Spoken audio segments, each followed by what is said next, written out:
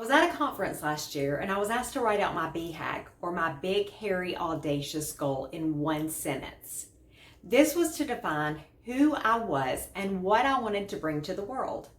And as I thought about that, I was reminded that it would take effort in setting small goals if I ever wanted to come close to that BHAG that seems so far away.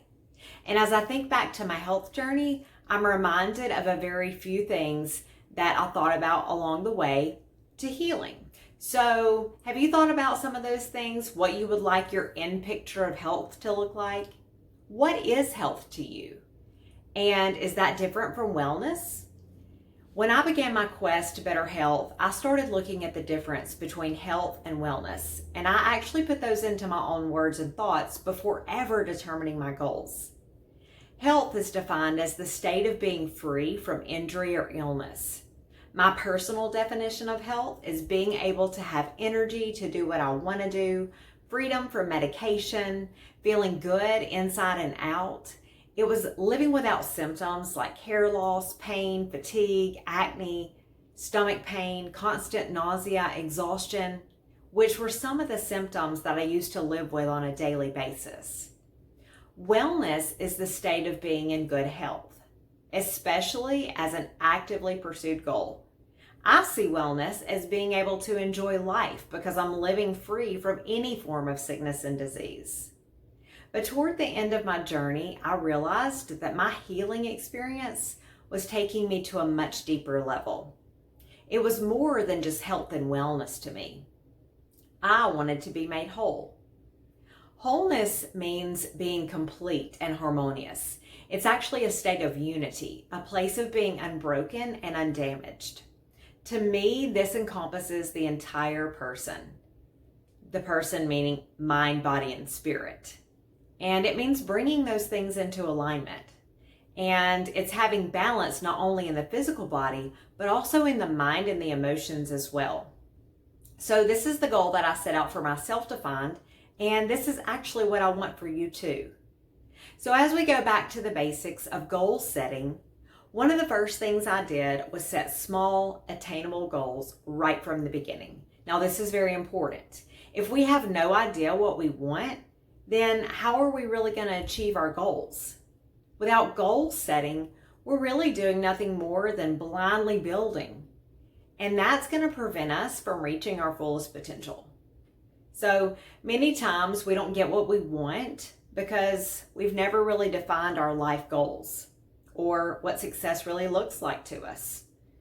Many times we dream about things and they end up turning into wishful thinking because we never back them up with a plan. So we must have a plan. I believe that vague goals bring us vague results.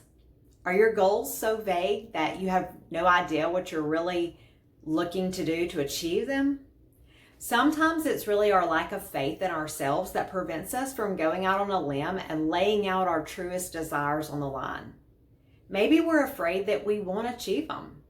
But if we don't lay out a plan, then we never really give ourselves a chance. So really, it's important to get specific when setting goals. The more faith we have in our ability, the more specific we will be able to be. And the more specific we are, the more likely it is that we're actually going to achieve those goals. If our goals aren't specific, then we're actually robbed in the end. We never know if the result could or would have happened. Well-defined goals are actually what's going to give us the opportunity to envision our future. And when we envision our future, we can work to bring it to pass.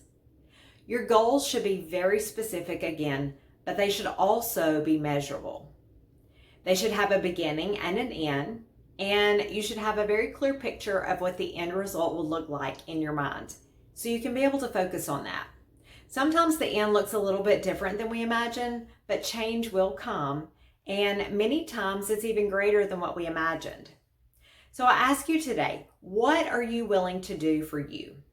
When you answer that question and you clearly spell it out, even if you aren't sure, just quiet yourself and search within for the answer. The cool thing is as we grow, the answer is going to change. And if you've been chasing those same goals year after year, then you're not growing. Eventually, your goals should look like a moving target. But you have to start somewhere, right? So why not right where you are right now? Define your dream, spell out your goal, and claim your victory. So many times we don't get what we want because we don't know what we want. Then there comes the big question, why? Why do we even want to achieve these goals?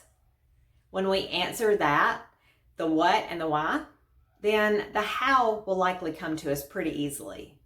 So if you're struggling to reach your goals, then I encourage you to take action today. Truly sit down and begin to ask yourself the really hard questions. Why are you stuck?